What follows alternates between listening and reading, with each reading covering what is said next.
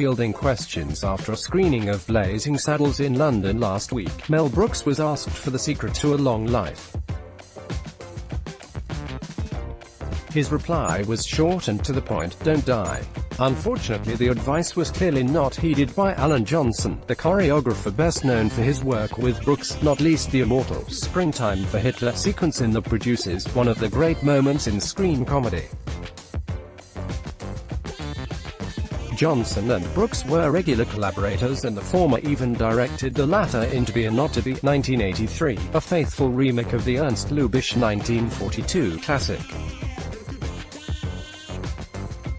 This is the only film starring Brooks that he did not also direct, and the comedy icon is on record as saying it's his favorite of the Brooks films' productions, the studio he founded that was also responsible for The Fly and The Elephant Man.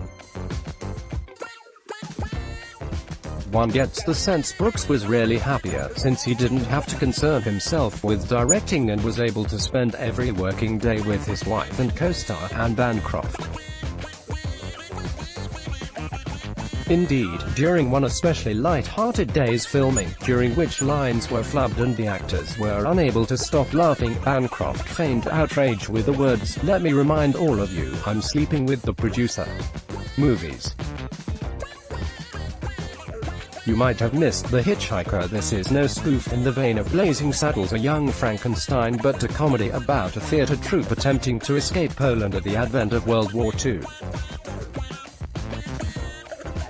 While some of the dialogue from the original To Be or Not to Be film is incorporated wholesale, there are some key updates.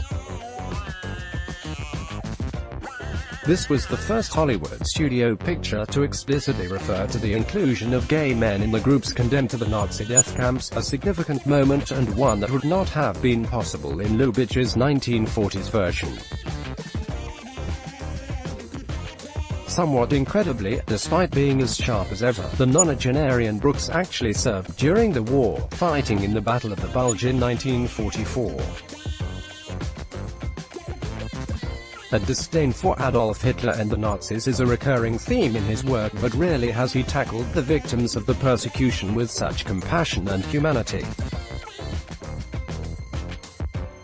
Johnson does a fine job capturing the mayhem as well as the heart of the film's core, while the obvious chemistry between the leads is palpable, and it seems only right that the last word should go to Bancroft. Well, like any other couple, we've had our ups and downs.